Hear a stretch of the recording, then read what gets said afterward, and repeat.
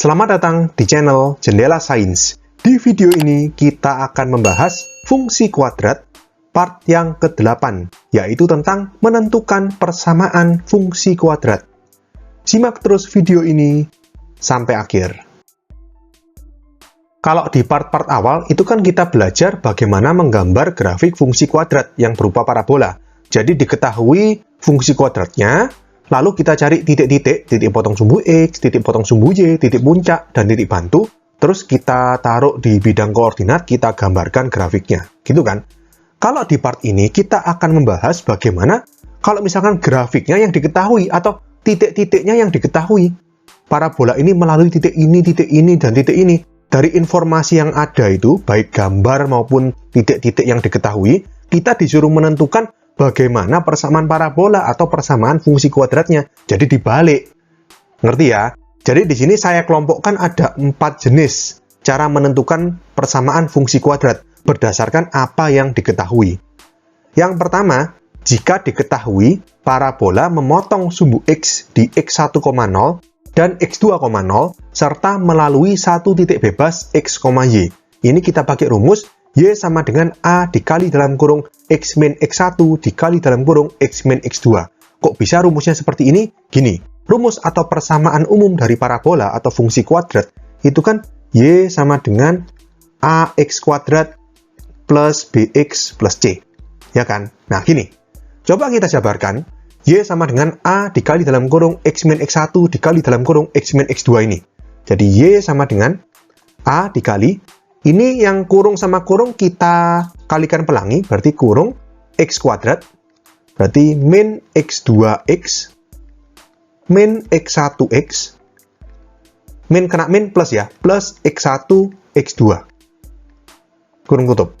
Berarti sama dengan A dikali, ini kurung X kuadrat. Nah, min X2X, min X1X, ini min X-nya bisa keluar dari kurung. Jadi tinggal min X dalam kurung X2 plus X1. Atau kita tukar posisi X1 plus X2. Kurung tutup plus X1, X2. Gini. Boleh kan? Coba kalian kalikan ke dalam lagi. Min X masuk ke dalam kurung. Min X, X1 atau min X1X. Yang ini min X, X2 atau min X2X. Sama seperti ini. Nah, selanjutnya kita punya rumus juga. Di persamaan kuadrat, kita punya rumus X1 plus X2 sama dengan min B per A. Dan X1 kali X2 sama dengan C per A. Gitu kan? Berarti ini sama dengan A dikali dalam kurung X kuadrat min X dikali X1 plus X2 itu kita ganti dengan min B per A. Berarti ini kali min B per A. Plus X1, X2 itu C per A. Kurung tutup.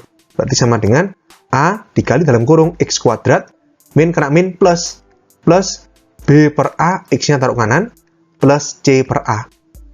A-nya kita masukkan ke dalam kurung, berarti sama dengan AX kuadrat, plus A dikali B per A, A-nya kecoret, jadi BX, plus A kali C per A, A-nya kecoret, jadi C. Y sama dengan AX kuadrat plus BX plus C. Sudah sama seperti bentuk umum persamaan parabola atau persamaan fungsi kuadrat. Ngerti ya? Jadi ini pembuktiannya. Oke? Yang kedua, tapi sebelumnya saya hapus dulu ini. Yang kedua, jika diketahui parabola menyinggung sumbu X di X1,0 serta melalui satu titik bebas X, Y. Nah, gini. Menyinggung sumbu X, itu kalau kalian pernah mengerjakan soal, itu titik potong sumbu X-nya akar-akar kembar. Jadi titik potong sumbu X-nya cuma satu. Atau kalau misalkan yang atas ini berarti X1 sama dengan X2. Nah, kalau X1 sama dengan X2, ya berarti kan anggapannya rumus ini bisa kita kembangkan. Yang kanan ini, X2 ini bisa diganti dengan X1, karena kan sama, akar-akar kembar. Kalau misalkan A dikali X min X1 dikali X min X1, kan jadinya seperti ini. Y sama dengan A dikali X min X1 dalam kurung dikuadratkan. Karena ini akar-akar kembar, parabola menyinggung sumbu X. Ya, jadi yang kedua ini merupakan pengembangan dari yang pertama, kalau seandainya parabola itu nggak motong sumbu X, tapi hanya menyinggung sumbu X, karena akar-akarnya kembar. Oke? Yang ketiga, jika diketahui parabola bertitik puncak di XP, YP, serta melalui satu titik bebas X, Y. Ini kita pakai rumus Y sama dengan A dikali dalam kurung X min XP dikuadratkan plus YP. Kok bisa seperti ini? Jadi gini, kita kan punya rumus XP sama dengan min B per 2A. Dan YP sama dengan D per min 4A. Kita masukkan. Berarti ini Y sama dengan A dikali dalam kurung X min XP. Jadi X min B per 2A. Dikuadratkan plus YP berarti plus D per min 4A. Berarti sama dengan A dikali X min kena min plus B per 2A. Dikuadratkan plus kena min D per 4A. Nah, kalau kalian lihat, ini merupakan bentuk kedua dari persamaan parabola. Masih ingat di part-part awal, kita sudah belajar, selain Y sama dengan AX kuadrat plus BX plus C, juga bisa dinyatakan dalam bentuk seperti ini. Y sama dengan A dikali dalam kurung X plus B per 2A dikuadratkan min D per 4A. Yang waktu itu kita pakai cara melengkapkan kuadrat sempurna itu. Jadi yang ketiga ini itu merupakan pengembangan dari persamaan parabola yang ini. Jadi Y sama dengan A dikali dalam kurung X min XP dikuadratkan plus YP. Oke? Sebelum ke jenis yang keempat, di sini saya terangkan dulu nanti prakteknya di jenis 1, 2, 3 ini gimana. Gini, kalau kalian lihat di sini, di jenis 1, 2, 3 ini selalu diketahui yang terakhir ini 1 titik bebas, 1 titik bebas, dan 1 titik bebas. Jadi gini, pada prakteknya ya, contoh saya ambil jenis yang pertama, diketahuinya X1, X2, dan 1 titik bebas, berapa? X, Y. Yang pertama adalah X1, X2, X, dan Y kita masukkan ke rumus ini. Y diketahui, X diketahui, X1 diketahui, X diketahui, X2 diketahui. Berarti apa yang dicari? A. Ya kan? Jadi A ketemu di situ. Setelah A ketemu, kita masukkan ke rumus yang sama, tapi sekarang titik bebasnya jangan dimasukkan.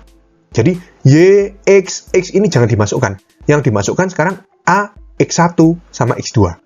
Tinggal dihitung, nanti ketemu persamaan parabola atau persamaan fungsi kuadratnya. Y sama dengan sekian X kuadrat plus sekian X plus sekian, gitu ya.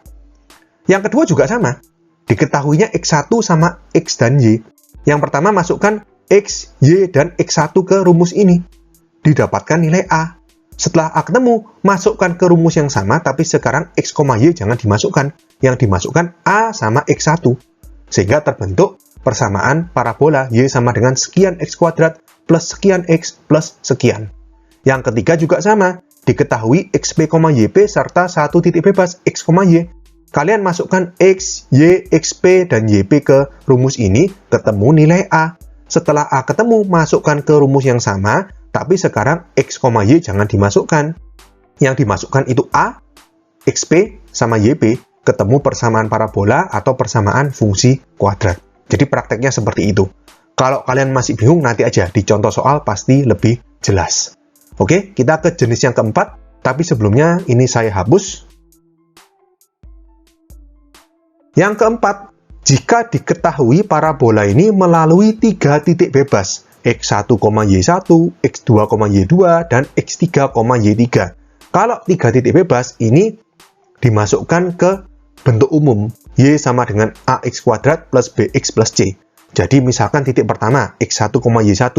X-nya diganti X1, Y-nya diganti Y1, sehingga terbentuk persamaan 3 variabel dalam A, B, dan C. Ketemu persamaan 1, gitu ya. Kemudian X2, Y2 dimasukkan ke sini. Terbentuk persamaan lagi dalam A, B, dan C. Persamaan kedua. Kemudian X3, Y3 masukkan ke sini. Terbentuk persamaan lagi 3 variabel dalam A, B, dan C. Ketemu persamaan 3. Berarti kan SPLTV, sistem persamaan linear 3 variabel. Tinggal dieliminasi atau substitusi, kita dapatkan nilai A, B, dan C. Sehingga kalau A, B, C tahu, ya tinggal disusun persamaan parabola atau fungsi kuadratnya pakai bentuk umum Y sama dengan AX kuadrat plus BX plus C. Oke, sekian untuk video kali ini. Untuk melihat playlist lengkap dari bab ini, bisa kalian klik thumbnail playlist yang ada di sebelah kanan atas ini.